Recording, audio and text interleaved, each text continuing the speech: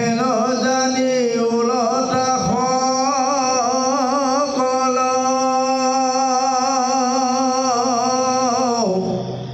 এতে কবুলিয়া বিত্ৰে শিশবকো বুজাইলে ক সমৰক আখেও সকল অৰাম দুৰ্লভ দুই গোটা মিত্ৰ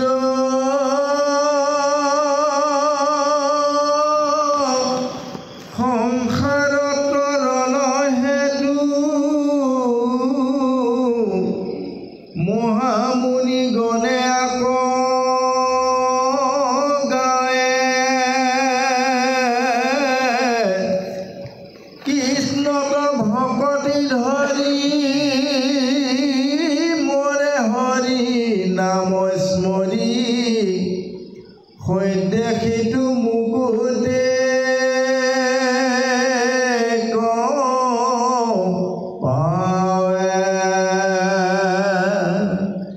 নকৰিবা পাছ ভৰে সমূহ সংগ্ৰামে মৰে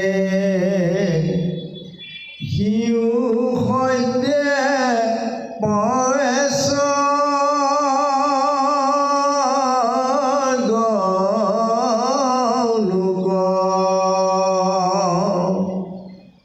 হেন জানি উলটিয়া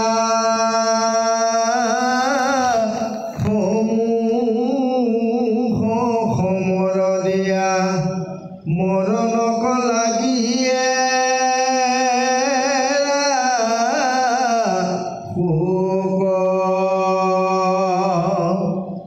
এই মত ধৰ্মবাণী বিদ্ৰৰ মুখৰ শুনি দৈত্য যেন শুনিলো শুনিল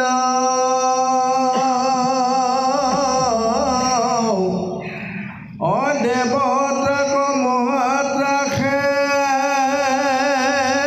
পলাই গৈলা দিশ পাশে অদৈত্য গান যুদ্ধে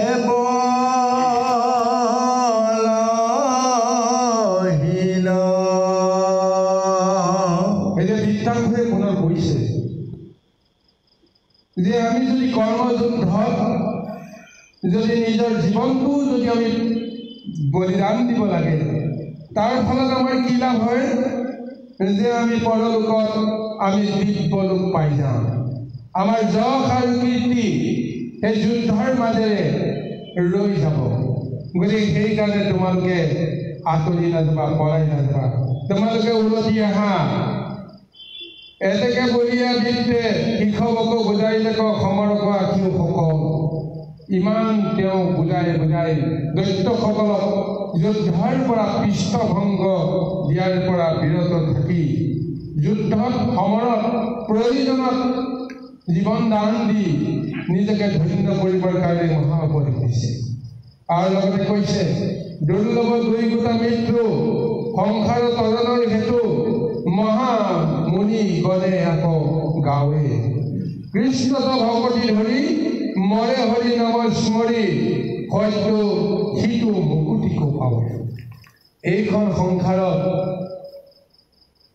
জীৱসকলৰ দুটা প্ৰকাৰৰ মৃত্যু হয় এই দুটা প্ৰকাৰৰ মৃত্যুৰ জৰিয়তে সংসাৰ কৰিব পাৰে কেৱল কৃষ্ণক ভকতি কৰিব লাগিব কৃষ্ণক হৃদয়ে ধ্যান কৰি কৃষ্ণক স্মৰণ কৰি কৰ্মযুদ্ধত যদি পবিত্ৰ হওঁ তাৰ জৰিয়তে যদি শত্ৰুৰ হাততো আমাৰ মৃত্যু হ'ব লগা হয় তাৰ জৰিয়তেও আমি মহামুক্তি পাম আৰু যদিহে আমি শত্ৰুৰ জৰিয়তে মৃত্যু নহয় আমি যদি ঈশ্বৰক আত্মসমৰ্পণ কৰি ঈশ্বৰৰ পৰমাত্মাত বিলীন হ'বৰ কাৰণে যোগ আৰু সমাধিৰ জৰিয়তেও যদি আমি মৃত্যুক যদি আঁকোৱালি ল'ব লগা হয়, তাৰ জৰিয়তেও আমাৰ মুক্তি হ'ব।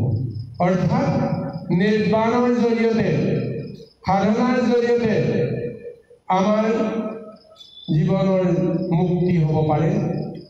আৰু কৰ্মযুদ্ধ ঈশ্বৰক ভক্তি কৰি, ঈশ্বৰৰ নাম লৈ, ঈশ্বৰৰ অনুমতি লৈ, ঈশ্বৰৰ সেৱাত নিমজ্জিত হৈ কৰ্ম কৰি আমি যদি মৃত্যুক আঁকোৱালি ল'ব লগা হয়, সেই পন্থীৰ গতি পায়।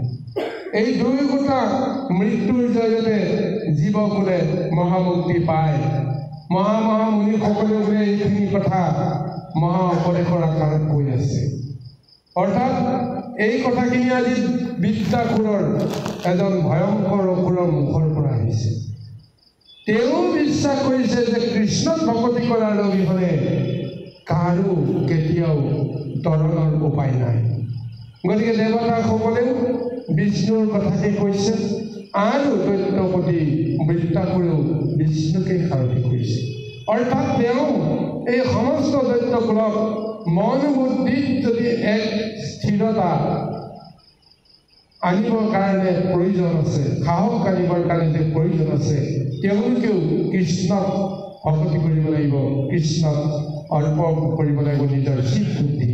এই উপদেশটো প্ৰদান কৰি আমাক এইটো পৰমাৰ্থ বিচাৰটো কৈছে যে প্ৰকৃত পক্ষত মায়া সংসাৰৰ লোকক দেখুৱাবৰ কাৰণে দুটা কুলৰ বিভাজন হৈছে। এটা কুল হৈছে দৈত্য, আনটো কুল হৈছে দেৱ। কিন্তু প্ৰকৃত পক্ষে দৈত্য আৰু দেৱকুল দুটা কেতিয়াও পৃথক হ'ব নোৱাৰে। লৌকিক দৃষ্টিত সেইটো পৃথক নহয়। গতিকে সেই আত্মজ্ঞানেৰে সৈতে যদি বিশ্লেষণ কৰোঁ, দৈত্যও হ'ব পাৰে মহাভক্ত আৰু দেৱতাও হ'ব পাৰে মহাদৈত্য। দেৱতাসকলে যদি পৰক মাৰি খোৱাৰ যিটো ব্যৱস্থা, লাঞ্ছনা, প্ৰতাৰণা, এই সমস্যাৰ পৰা ডকা সকা দি যি খোৱাৰ যিটো ব্যৱস্থা যদি কৰে, সেই দেৱতাও দৈত্যত পৰিণত হয়। বিদ্যাসুৰৰ দৰে মহাদৈত্যসকলেও কৃষ্ণক ভকতি কৰি যদি তেওঁলোকৰ সমস্ত শক্তি যদি কৃষ্ণময় ভাৱনাৰে যদি ধাৰণ কৰিব পাৰে, তেওঁ দেৱতাসকলৰ দৰে তেওঁ মহা গুণৱন্ত হ'ব পাৰে, কীৰ্তিৱন্ত হ'ব পাৰে, যশৱন্ত হ'ব পাৰে। গতিকে সেই তত্ত্বটোকে কৈ আছে। তেওঁ উপদেশ দিছে যে নেৰিবা পাছ ভৰি সমুখ সংগ্ৰামে মৰি, সিও সৈতে পাৱে স্বৰ্গলো, হেন জানি ওলতীয়া সমুখ সমৰে দিয়া, মৰণক লাগি এৰা সুখ। মৃত্যুক জয় কৰি কৰ্মযুদ্ধৰ জৰিয়তে নিজৰ জীৱনক ধন্য কৰিবৰ কাৰণে আজি দৈত্যসকলক এনেদৰে মহাজ্ঞান দিছে। গতিকে সেই কোনো সমস্ত আই মাতৃৰ সমস্ত আমাৰ এইখন জীৱন যুদ্ধত আমিও কেতিয়াবা দৈত্যৰ ৰূপ লৈছোঁ, কেতিয়াবা দেৱতাৰ ৰূপ লৈছোঁ। কিন্তু এই দেৱদৈত্যৰ ৰণখনত দেৱত্ব শক্তি যদি আমি লাভ কৰোঁ, তেতিয়াহে আমি ঈশ্বৰৰ কথা চিন্তা কৰিব পাৰিম। অহংকাৰী বিষয়ৰ সমস্ত সত্তাৰ জৰিয়তে মন বুদ্ধি যদি আচন্ন হৈ থাকে, তেতিয়াহ'লে আমাৰ এই দেহ ৰাজ্যত দৈত্য বুদ্ধিৰ জৰিয়তে আমি নিজকে নিজে চিনিব নোৱাৰা হৈ যাওঁ। আজি এইকাৰণেই আজি ভক্ত ৰূপত আজি দেৱতাসকলৰ হৈ বা অসুৰসকলৰ হৈ বিদ্যাসুৰক এনেদৰে কৃষ্ণক ভকতি কৰাৰ বাহিৰে তৰণৰ অন্য উপায় নাই বুলি দৰ্শন দিছে। ইন্দ্ৰকে আদি কৰি দেৱতাসকলে কৃষ্ণক ভকতি কৰি এটা মহাপন্থ পাই গ'ল। ঋষি মুনিৰ অস্ত্ৰৰ জৰিয়তে দেৱকুলে মহাশক্তি লাভ কৰিলে আৰু একেই বিষ্ণু শক্তিক অৱলম্বন কৰিয়েই দৈত্যপতি বিদ্যাসুৰ আজি নিৰ্ভীক হৈ আছে, সৎ সাহসী হৈ আছে, ঈশ্বৰত তেওঁ সমস্ত শক্তি সমৰ্পিত হৈ আছে। গতিকে ঈশ্বৰত ভক্তি কৰাজন, ঈশ্বৰত আশ্ৰয় কৰাজনৰ সমান সৰ্বশক্তিমান নিৰ্ভীক এইখন সংসাৰ কোনো নাই। সেই নিৰ্ভীকজনেহে যুদ্ধ জয় কৰিব পাৰে। এয়াই হৈছে পৰমাৰ্থ বিচাৰ, আধ্যাত্মিক তত্ত্ব। যুদ্ধৰ আগতেই যিজনে ভয় আৰু শংকাত ডুবিব লগা হয়, তেওঁ পৰাজয় নিশ্চিত। যুদ্ধৰ আগতে সেইকাৰণে প্ৰভু ভগৱতে লীলা কৰি নিৰ্ণয় কৰি দিলে দুয়োপক্ষ কৌৰৱ আৰু পাণ্ডৱৰ 11 অক্ষৰখিনি আৰু 7 অক্ষৰখিনি মুখামুখি হৈ আছে। এই ৰূপটো দেখা পোৱাৰ লগে লগেই দুৰ্যোধনৰ অন্তৰ কপি গ'ল। গুৰুৰ ওচৰত গৈ তেওঁ ক'ব লগা হৈ গ'ল যে আমাৰ বিশাল সৈন্যদল আছে যদিও পাণ্ডৱৰ সেই ক্ষুদ্ৰ সৈন্যসকলৰ তুলনাত আমাৰ সকল যেন নিশকতীয়া। সৰ্বশক্তিমন্ত ভীষ্ম আমাৰ সেনাপতি হৈ যদিও তেওঁ যদি শত্ৰুপক্ষই পিছফালৰ পৰা আক্ৰমণ কৰে, তেওঁ যদি নেতৃত্ব দিব নোৱাৰা এটা অৱস্থালৈকে আহে, তেতিয়াহ'লে আমাৰ কি হ'ব? অৰ্থাৎ এই ক্ষণতে যুদ্ধৰ আৰম্ভণিতে তেওঁ মন প্ৰাণ বিচলিত হৈ গৈছে, শংকিত হৈ গৈছে, দুৰ্বল হৈ গৈছে। গতিকে প্ৰমাণ হৈ গ'ল মানসিকভাৱে দুৰ্বলজনে কেতিয়াও যুদ্ধ জয় কৰিব নোৱাৰে। সি শাৰীৰিকভাৱে সবল হওক কিবা নহওক, মানসিকভাৱে তেওঁ সবল হ'বই লাগিব। সেইজনেহে যুদ্ধ জয় কৰিবৰ কাৰণে সমস্ত শক্তি তেওঁ সময়মতে লাভ কৰিব। যিটো সময়ত যিটো বুদ্ধি তেওঁ মনৰ ভিতৰত খেলিব, সেই বুদ্ধিয়ে আচলতে যুদ্ধ জয় কৰে। শক্তিৰে কেতিয়াও যুদ্ধ জয় কৰিব নোৱাৰে, কাৰণ বুদ্ধিৰেহে শক্তি সৎ দিশত প্ৰয়োগ কৰিব পাৰে। সৎ প্ৰয়োগৰ অবিহনে কেতিয়াও নিজৰ শক্তি আমি সৎ ব্যৱহাৰ কৰিব নোৱাৰোঁ। গতিকে সেইকাৰণে আজি দৈত্যপতি বৃত্তাসুৰৰ জৰিয়তে এই মহাজ্ঞান দি অন্ততঃ তেওঁ নিজৰ ধৰ্মটো ৰক্ষা কৰিছে যে মই যে যিখিনি জানো সেইখিনি মইতো কাৰোবাক ক'ব লাগিব, আৰু সেই জ্ঞানটো কোনোবাই লওক কিবা নলওক সেইটো আচল কথা নহয়। এতিয়া সেইটোৱে হৈছে যিমান পৰমাৰ্থ বিচাৰে মহাজ্ঞান তত্ত্ব আজি বৃত্তাসুৰে দৈত্যসকল কৈ আছে, বৃত্তাসুৰে চিঞৰি চিঞৰি কৈ আছে, কিন্তু অসুৰসকলে শুনিছে যদিও নুশুনা ভাও ধৰি তেওঁলোক আঁতৰিবলৈ বাধ্য হৈছে। প্ৰাণৰ আঁতৰত তেওঁলোক পলাই পত্ৰ দিবলৈ বাধ্য হৈছে। তাৰপিছত দেৱশক্তিটো কিমান এক উল্লাসিত এটা ৰূপ পাব, এইটো ভাগৱতৰ পৰৱৰ্তী পদত নিশ্চয় বৰ্ণনা কৰিছে। আহক ইয়াৰ পিছত বৃত্তাসুৰে কি ধৰ্ম পালন কৰি যুদ্ধ কৰে। কৃষ্ণ জয়।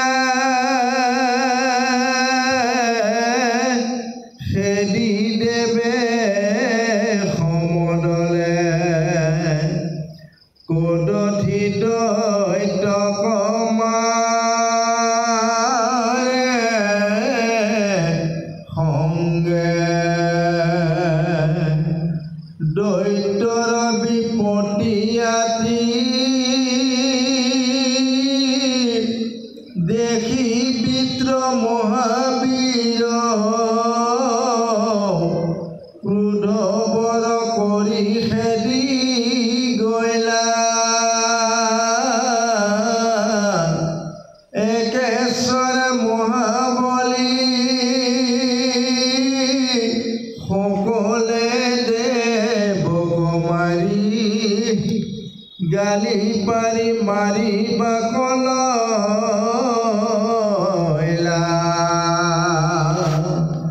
সোণৰে দেৱতাগণ মাটি গৰ্ভে উৎপন্ন ভৈলি যেন পুৰি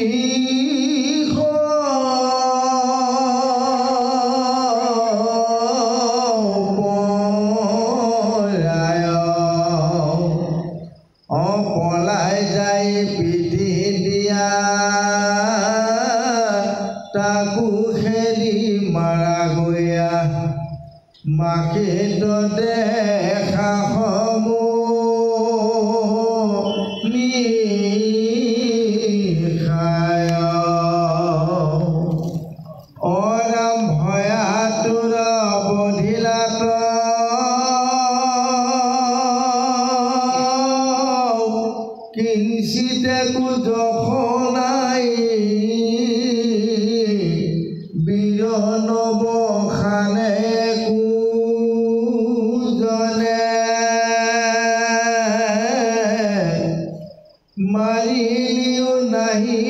দুখ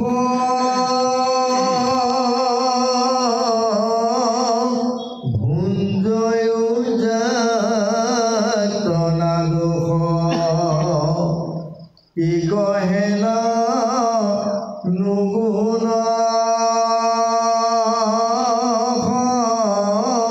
মনে যুঁজিবাক যেন মন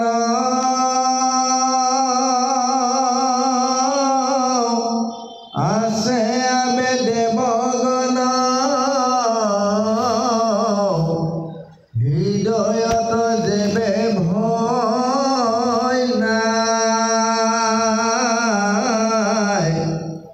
আগে মাত হৌঠিয় সবাৰো চুৰাই বুজিব বুজ আজি মোৰ মনি খায়ে ইলোকৰ সুখ ভোগ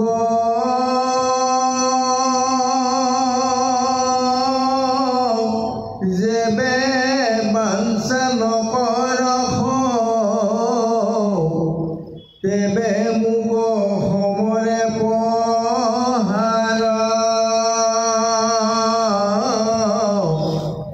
অকুণ সুখৰ পবস গিলিয়া পুৰি বুকুষ অজান্তে ইষ্ট কৃষ্ণক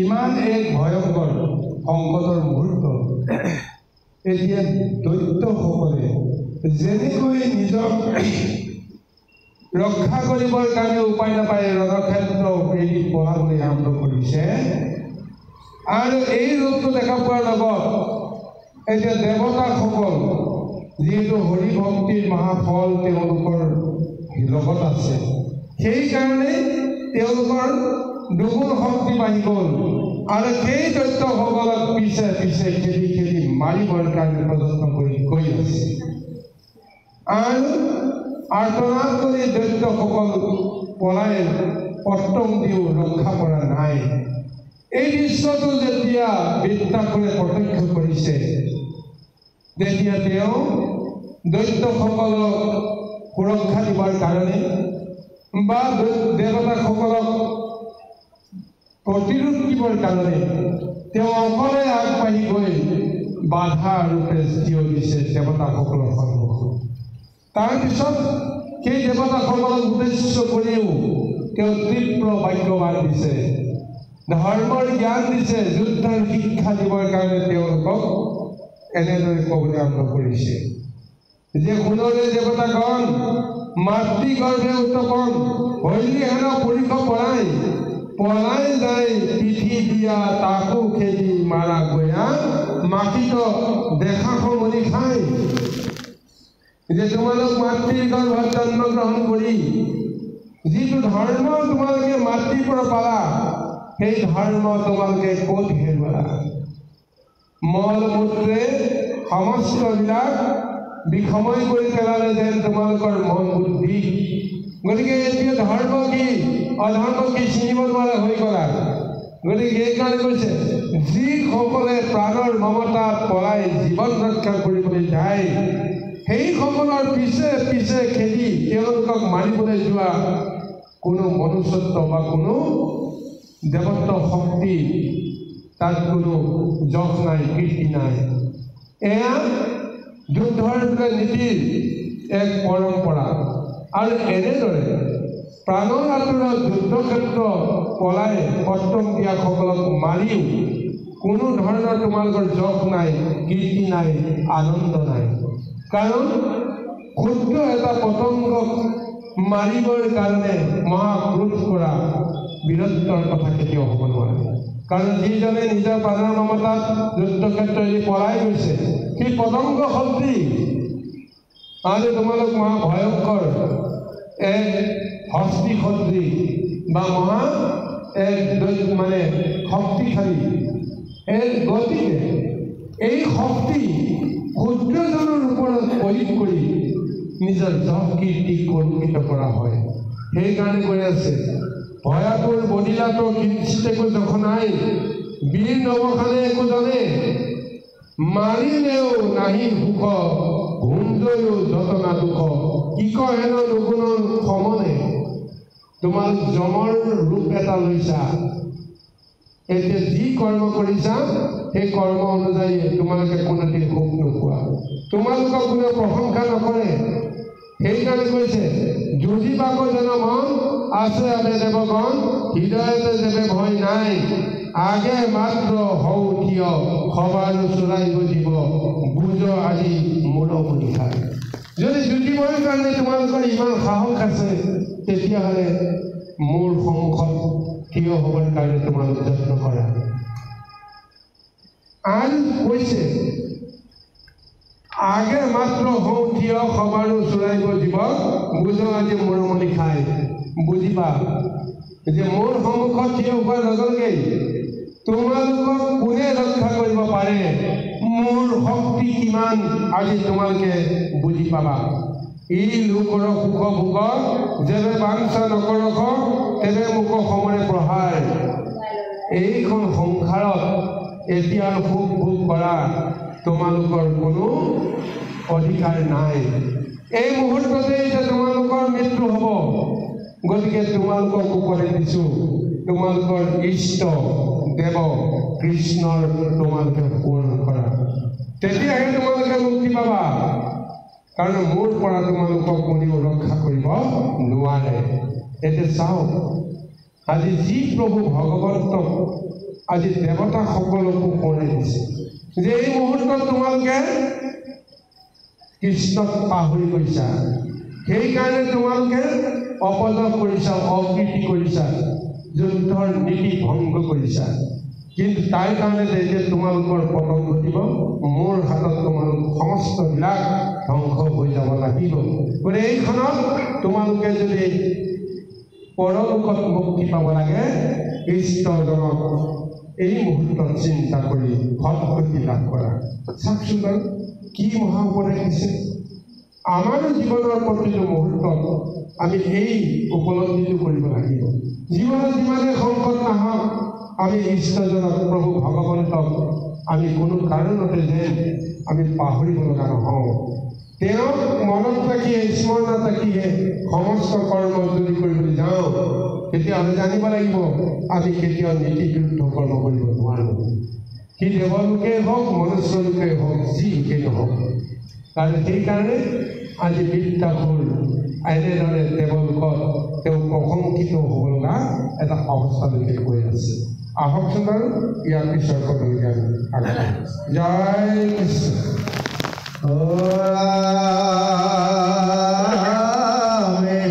মতে দেৱ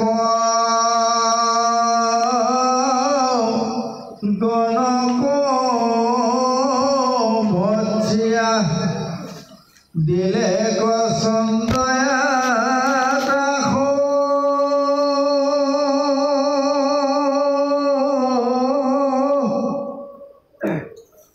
যাৰ মহানালে স্বৰ্ণ কলংঘিয়া পুৰি গৈল দেশ ভাষ এয়া ভিতৰ আকাশ শুনিয়া দেদশ দেৱ মহাত্ৰাস ভৈলা বজ্ৰ পৰিজেল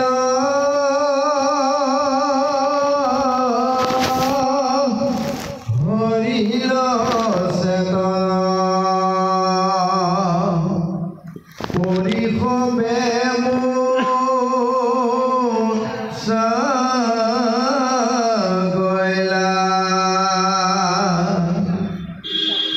চকু ঢেলা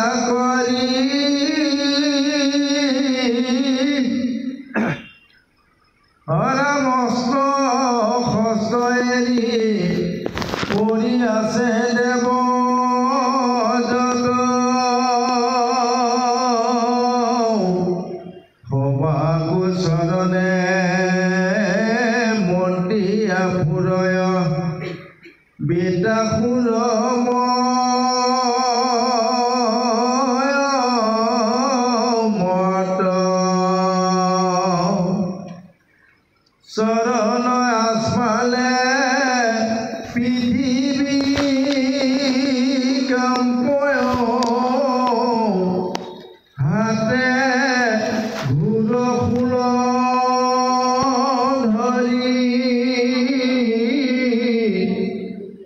যেন নলবন পমট বাৰণ অগৰকি ভাঙ্গয়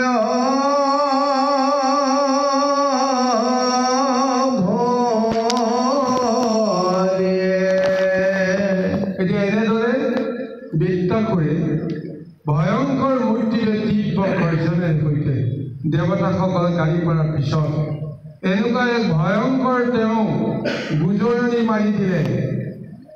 একেটা গুজৰণিতে স্বৰ্গ মধ্য পাতাল ভেদি গ'ল। সেই গুজৰণি কাণ তাল মাৰিলে দেৱতাসকল, ভয়ত বিতত হৈ গ'ল। যেনেকৈ আমি কাৰোবাৰ এটা ধমক নিমিষতে যদি আচম্বিত যদি লাভ কৰোঁ, আমি খৰ্বসৰি যেনেকৈ আমি ভয়ত আমি বিতত হৈ পৰোঁ, তাতোকৈ বেছি ভয়ংকৰ এক মূৰ্তি যেতিয়া বৃত্তাসুৰে লৈ সেই মহা আৰ্তনাদ কৰি দিলে, ভয়ংকৰ চিঞৰ মাৰি দিলে। একেটা চিঞৰত সমস্ত দেৱতাসকল ভয়ত বিতত হৈ অস্ত্ৰ শস্ত্ৰ ত্যাগ কৰিব লগা হ'ল, অচেতন হৈ পৰি যাব লগা হ'ল। আৰু জড় প্ৰায় অচেতন প্ৰায় সেই দেৱতাসকলক গৰকি গৰকি তেওঁ মহাতাণ্ডৱ কৰি গৈ আছে। দেৱতাসকলক নিন্দা কৰি গৈ আছে। যেনেকৈ শুকান গছৰ পাত, শুকান গছৰ সৰু সৰু ঠানিবিলাক যেনেকৈ ভৰিৰে মোহাৰি যাওঁতে যেনেকুৱা মৰমৰণি আহে, তদ্ৰূপ যেন দেৱতাসকলৰ হাৰ্ডি মূৰ্তি গছকি ফিনিকি এনেকুৱা এক ভয়ংকৰ ৰূপ পাই গৈছে দেৱদৈত্যৰ এই মহাযুদ্ধত। ইয়াৰ জৰিয়তে একেবাৰতে দৈত্যসকলক তেওঁ ৰক্ষা কৰিলে। দ্বিতীয়তে দেৱতাসকলক মহা প্ৰতিৰোধেই নহয়, তেওঁলোকক নিপাত কৰাৰ ব্যৱস্থাটো তেওঁ অকলেই সাধন কৰিব লগা হৈছে। এশজনে নোৱাৰা কামটো এজনেই সম্ভৱ কৰিব পাৰিলে তেওঁ কেনেকুৱা এক শক্তি তেওঁ ধাৰণ কৰিব পাৰিব লাগিব চাওক। এই শক্তি কোনে দিয়ে এই কথাও চাব লাগিব। লক্ষ লক্ষ জনক ৰক্ষা কৰিবৰ কাৰণে এজনেই যদি সমৰ্থ হয়, তেতিয়াহ'লে সেইজনৰ শক্তি কোনে দিব? সেইজনে কেনেকৈ সেই শক্তি ধাৰণ কৰিব? অথচ আপুনি বা মই যদি চিন্তা কৰোঁ, পঞ্চৱতী এইটো দেহা, পঞ্চৱতী দেহাত কি আছে ভিতৰত? ক'ৰ পৰা ইমান শক্তি আছে? আপুনি কেতিয়াও শক্তিৰ সন্ধান কৰি আপুনি দেহৰ পৰা শক্তি উলিয়াই দিব নোৱাৰে। কিন্তু শক্তি কি ৰূপত আছে, কেনে ৰূপত আছে, সেই শক্তি আমি ইচ্ছা কৰিলে প্ৰয়োগ কৰিব পাৰোঁ, কিন্তু সেই শক্তি আমি কেতিয়াও দেখুৱাই দিব নোৱাৰোঁ। এয়া ক'ৰ শক্তি? গতিকে সেইকাৰণে ভগৱন্তৰ মহাশক্তি লৈ আমি সমস্ত জীৱকুল কৰ্ম কৰিবৰ কাৰণে আমি বাধ্য হৈ আছোঁ। মায়া সংসাৰত আমি ডুবি আছোঁ কাৰণে, বিষ্ণু মায়াই আমাক আচন্ন কৰি আছে কাৰণেই মই বৰ বুলি এক অহংকাৰ কৰাৰ বাহিৰে আমাৰ একো কৰিব লগা নাই। কিন্তু যদিহে আত্মতত্ত্ব ভক্তিতত্ত্বৰ মাজেৰে নিজৰ পৰিচয়টো বুজাই পাওঁ, যি দেহক লৈ যি শক্তিক লৈ কৰ্ম কৰিছোঁ, এই শক্তিটো মোৰ নহয়, এই দেহটোতো মোৰ নহয়। কৰ্মখিনি যদি কৰি আছোঁ, এইখিনি কৰ্ম মই কৰা বুলি অহংকাৰ কৰা কি যুক্তি আছে? ঈশ্বৰে দিয়া দেহ, ঈশ্বৰে দিয়া ইন্দ্ৰিয় শক্তি, ঈশ্বৰে দিয়া বল বুদ্ধি, এই সমস্তখিনি প্ৰয়োগ কৰি কৰ্ম হৈ আছে জগতত। এয়া কাৰ কৰ্ম হ'ব লাগে? এয়া ঈশ্বৰৰ কৰ্ম হ'ব লাগে। গতিকে ঈশ্বৰতেই আমি সমৰ্পিত কৰি কৰ্ম কৰিলে কেতিয়াও আমাৰ পৰাজয় হ'ব নোৱাৰে। আজি বৃত্তাসুৰ একেটা ভয়ংকৰ আৰ্তনাদতে বা ভয়ংকৰ চিঞৰতে, গগন ফলা চিঞৰতে আজি দেৱতাসকল যেন পৰাভূত হৈ গৈছে। তেওঁলোকে বৃত্তাসুৰক বধ কৰিব পৰাটো দূৰৰে কথা, বৃত্তাসুৰৰ সন্মুখ হ'ব পৰাও সাহস নাই। আৰু এইকাৰণে নাই, ইয়াৰ আগতে বৃত্তাসুৰে তেওঁলোকক সোঁৱৰাই দিছে, এই মুহূৰ্ততে তোমালোকে বিষ্ণুক সোঁৱৰণ কৰা, কাৰণ তোমালোকে বিষ্ণুক পাহৰি গলা। অহংকাৰত মনমত্ত নিসহায়জনক এনেদৰে খেলি খেলি কাপোৰ খালী কৰি মহানন্দ কৰাটো কোনো কাৰণতে তোমালোকৰ শোভা পোৱা নাই। গতিকে এতিয়া অচেতন যে হৈ গ'ল, কাৰণ সেইটোৱেই। আৰু এই কৰ্মখিনি কৰিবৰ কাৰণে যাওঁতে তেওঁ কৃষ্ণক তেওঁ ধাৰণ কৰি লৈছে, কৃষ্ণক তেওঁ পাহৰি যোৱা নাই। আৰু শত্ৰুপক্ষকো কৈছে তোমালোকে কৃষ্ণ নাম লোৱা। তেতিয়াহ'লে চাওক তেওঁ কেনেকুৱা যুদ্ধ হ'ব পাৰে। নিজৰ হাতত অস্ত্ৰ আছে, আনৰ হাতত অস্ত্ৰ নাই, শত্ৰুৰ হাতত অস্ত্ৰ নাই। গতিকে শত্ৰুজনে কৈছে তোমাৰ লগত মই কেতিয়াও যুদ্ধ নকৰোঁ, যুদ্ধ যদি কৰিব লাগে তুমিও এক অস্ত্ৰ লোৱা। সেই অস্ত্ৰপাত আনে দিয়া নাই, তেওঁ দিছে। এই অস্ত্ৰ লৈ তোমালোকে যুদ্ধ কৰা মোৰ লগত। অৰ্থাৎ ভগৱন্তৰ নামৰ যিটো শক্তি, যিটো অস্ত্ৰ, সেই অস্ত্ৰটো যে দেৱতাসকলক ল'বৰ কাৰণে কৈ আছে, সেই শক্তিৰে তুমি মোৰ লগত যুঁজিব পাৰিবা। এইকাৰণেই বৃত্তাসুৰে এই যুদ্ধত এটা চিঞৰতে দেৱকুলক তেওঁ জয় কৰিবলৈ পাৰিছে। কৃষ্ণ কৃষ্ণ দুৰ্মদ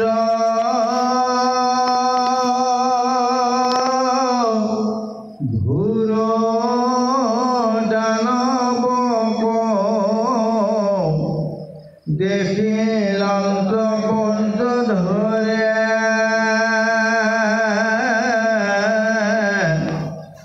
থাক নজা বুলি ঘোৰ গদাতুলি খেদি গৈলাই কেশৰে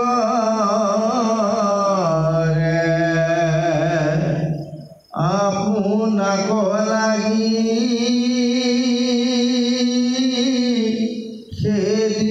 খেদিয়াখে দেখি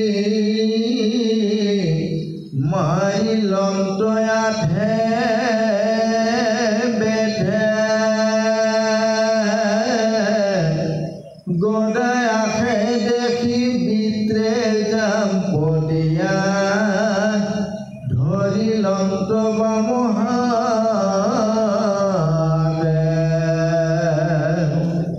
গদা গোট ধৰে মহাকুপ কৰে ভাষে বিত্ৰে হল হলে ইন্দ্ৰ হস্তিৰ কুম্ভস্থলে গয়া তাৰিলে মহাবলে দাৰুণ গদাৰ পচন্দ চুতত ভয় গৈলা কুম্ভ বিদা যেন বৰ্জ পৰি চিৰিগিৰি চিৰি গৈলা নিকলিলা যেন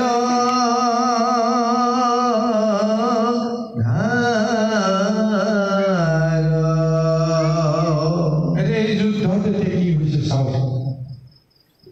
এক আৰ্তনাদ ৰাত্ৰৰ চিঞৰত সমস্ত দেৱতাসকল তেওঁলোকৰ দুৰ্দশাগ্ৰস্ত এটা অৱস্থালৈকে আহি গ'ল।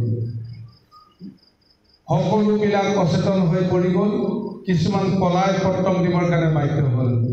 এতিয়া ইন্দ্ৰই আহি আগভেটা ধৰিবৰ কাৰণে তেওঁ বাধ্য হ'ব লগা হৈছে। চাওক, এই দৈত্যসকলো পলাই গ'ল। দৈত্যসকলৰ অধিপতি বৃত্তাসুৰ অকলশৰে দৈত্যসকলক ৰক্ষা কৰিবৰ কাৰণে সাজু হ'ল। তন্ত্ৰবাদী দেৱতাসকলেও বৃত্তাসুৰৰ ভয়ত এনেদৰে মূৰ্ছিত হৈ গ'ল আৰু লগে লগে বৃত্তাসুৰক প্ৰতিৰোধ দিবৰ কাৰণে ইন্দ্ৰ আহি গৈছে। এতিয়া ইন্দ্ৰ আৰু বৃত্তাসুৰৰ বাহিৰে দেৱ আৰু দৈত্যৰ ৰূপত আন কোনো নাই।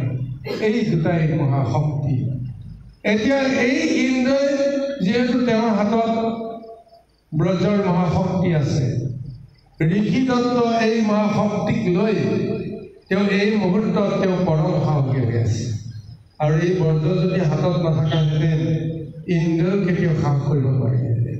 কাৰণ হাতত যেতিয়া ঋষিৰ আশীৰ্বাদ আছে আৰু ঈশ্বৰৰ কৃপা আছে, এইকাৰণে তেওঁ শক্তি লৈ বৃত্তাসুৰৰ আগত মুখামুখি হ'বলৈ তেওঁ সাহস কৰিব সক্ষম হ'ব পাৰিছে। এতিয়া এই ইন্দ্ৰই এই দৈত্যসুৰ বৃত্তাসুৰৰ মানে আৰ্তনাদত তেওঁ সহ্য কৰিব পৰা নাই। দেৱকুলৰ দুৰ্দশাৰ কথা তেওঁ সহ্য কৰিব পৰা নাই। সেইকাৰণে তেওঁ প্ৰচণ্ড গদা মাৰি বৃত্তাসুৰক আক্ৰমণ কৰিছে। প্ৰথম আক্ৰমণ কৰিছে দেৱতাসকলে, এতিয়া প্ৰমাণ হৈ গ'ল। কিন্তু মহাবুদ্ধিমন্ত বৃত্তাসুৰে একে জাপে ইন্দ্ৰৰ সেই গদা বাওঁ হাতেৰে ধৰি লৈ তেওঁ অট্টহাস্য কৰিছে। তাৰপিছত সেই গদা এতিয়া ইন্দ্ৰৰ পৰিৱৰ্তে ইন্দ্ৰৰ যি বাহন ঐৰাৱতক লক্ষ্য কৰি সেই ইন্দ্ৰৰ গদাপাতকে পুনৰ মাৰি পঠিয়ালে বৃত্তাসুৰে। মাৰি পঠোৱাৰ পাছত কি হ'ল, সেই ঐৰাৱতৰ কুম্ভস্থলত আঘাত লাগি গ'ল। প্ৰচণ্ড কোপত ঐৰাৱত অচেতন হৈ পৰিব। চাওক কি দুৰ্দশা হ'ব পাৰে। যি অস্ত্ৰ বৃত্তাসুৰক ইন্দ্ৰই মাৰি পঠিয়াইছিল, সেই একেই অস্ত্ৰই এতিয়া ইন্দ্ৰক প্ৰহাৰ কৰাৰ পৰিৱৰ্তে এতিয়া তেওঁৰ বাহনক আঘাত কৰিবৰ কাৰণে তেওঁ প্ৰযত্ন কৰিছে। চাওক, তেওঁৰ হাততো ব্ৰজ আছে, সেইকাৰণে পোনে পোনে ইন্দ্ৰক তেওঁ আক্ৰমণ কৰিব পৰা নাই। হয়তো এনেকুৱাও হ'ব পাৰে, যিহেতু ঈশ্বৰৰ কৃপা আছে, ঋষিদত্ত ব্ৰজ আছে, সেই ব্ৰজক মহাশক্তিত এতিয়া হয়তো বৃত্তাসুৰেও সন্মান দিব লগা হৈছে। গতিকে তেওঁ এফালৰ পৰা তেওঁ সংগীহীন কৰিবৰ কাৰণে যেন তেওঁৰ বাহন ঐৰাৱতক তেওঁ ধাৰাশায়ী কৰিবৰ কাৰণে প্ৰযত্ন কৰিছে। এতিয়া নিজৰ অস্ত্ৰেৰে নিজেই আঘাতপ্ৰাপ্ত হোৱা নাই বাৰু, মাৰি পঠিয়াইছিল ক'ৰবাত লক্ষ্য স্থানত আঘাত কৰিলে যদিও হানি কৰিব নোৱাৰিলে, আৰু সেই আঘাত পুনৰ নিজৰ গালৈকে ঘূৰি আহিছে। ফলত এতিয়া নিজৰ গদাৰ আঘাততে আজি নিজৰ যিটো বাহনৰে এই দুৰ্দশা হৈ গৈছে। আহকচোন বাৰু ইয়াৰ পিছত কি মহাবৰ্ণনা কৃষ্ণ।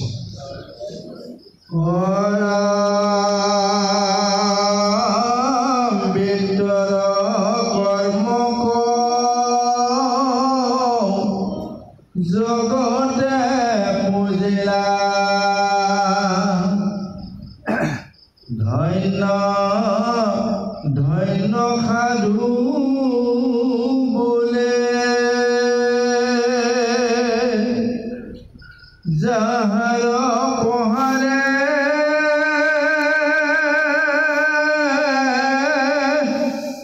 ঐৰাৱত হেল হনেকে মোৰে সমলে গদাৰ পহাৰ পায়া ঐৰাৱত পাক ফুৰিবাক লয়লা সত্ৰ ধনু মানে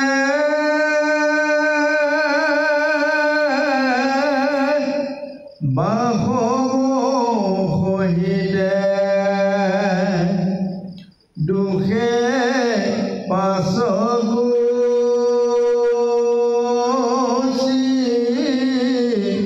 গৈলা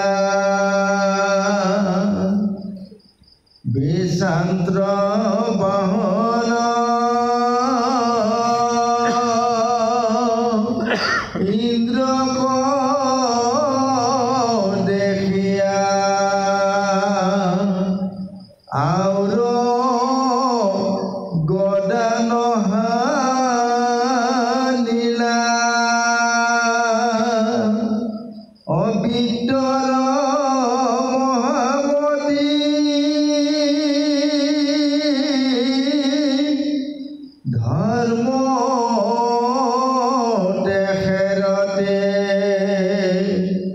অধৰ মকনাচ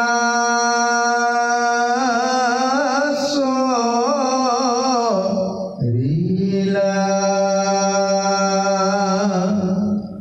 পৰম শ্ৰদ্ধা সাধুগুৰু বৈষ্ণৱ, আমি সময় প্ৰতিৰোধ ৰাখি আৰু মাত্ৰ এটি পদৰ পিছতে আজি এই মহান শাস্ত্ৰভাগ সামৰণি মাৰিম।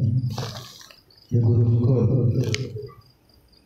আমি ইমান সময় আপোনাৰ সকলোৰে আগত এই মহান ভাগৱত শাস্ত্ৰ ভাগ দুগৰাকী পাঠাচাৰ্যৰ গীতত ধৰিলোঁ। ইয়াতে হয়তো নিশ্চয়িত কিবা ভুল ভ্ৰান্তি হ'ব পাৰে, হোৱাটো তেনেই স্বাভাৱিক। সমস্ত ভুল ভ্ৰান্তিক আপোনাৰ বাবে আমাক আপোনাৰ খবৰে দাসৰো দাস বুলি ক্ষমা কৰিব। কৃষ্ণ কৃষ্ণ জয় কৃষ্ণ। হে গুৰু বৈষ্ণৱ, এতিয়া চাওকচোন বাৰু, বৃত্তাসুৰে এবাৰেই প্ৰতিৰোধ কৰিছে, এবাৰেই ইন্দ্ৰক আক্ৰমণ কৰিছে, তাকো ইন্দ্ৰৰ অস্ত্ৰৰে ইন্দ্ৰকেই প্ৰহাৰ কৰিছে। নিজৰ অস্ত্ৰৰে এই মুহূৰ্তলৈকে বৃত্তাসুৰে প্ৰহাৰ কৰা নাই। আৰু সেই গদাৰ চোতত যেতিয়া ঐৰাৱত তেওঁ অচেতন হৈ গ'ল, পাক ঘৰণি খাই খাই যেতিয়া তেওঁ ঢলি পৰিল, ইন্দ্ৰ সেই ঐৰাৱতৰ পিঠিৰ পৰা পিছলি গৈ তেওঁ বোলে 5 খোজমান তেওঁ বহু দূৰলৈকে যেন ছিটিকি গ'ল।